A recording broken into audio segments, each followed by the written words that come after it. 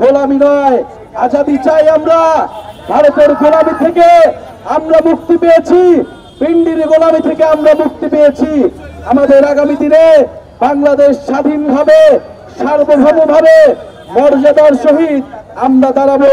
আমরা আমাদের রাজনীতি, আমাদের রাষ্ট্র বিনির্মাণ করব। কুষ্টিয়ার আবরার ফাহাদ, কুষ্টিয়ার শহীদ ইয়ামিন আমাদেরকে সেই শিক্ষা দিয়েছে।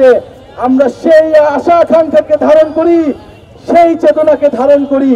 আপনারা কি শহীদ আবরার ফাহাদকে ধারণ করেন? শহীদ ইয়ামিনকে ধারণ করেন? শহীদ আবরার ফাহাদের স্ট্যাটাস মনে আছে আপনাদের? সেই একটা সময় যখন বাংলাদেশের মানুষ কথা বলতে পারত না, দিল্লির আধিপত্যবাদের বিরুদ্ধে কথা বলতে পারত না, তখন আবরার ফাহাদ আমাদের নদীর চুক্তি নিয়ে, আমাদের পানির ন্যায্য হিস্সা নিয়ে ফেসবুকে স্ট্যাটাস দিয়েছিল, আমাদের বন্দর নিয়ে ফাহাদ স্ট্যাটাস দিয়েছিল, বাংলাদেশের জনগণের স্বার্থের পক্ষে স্ট্যাটাস দিয়েছিল।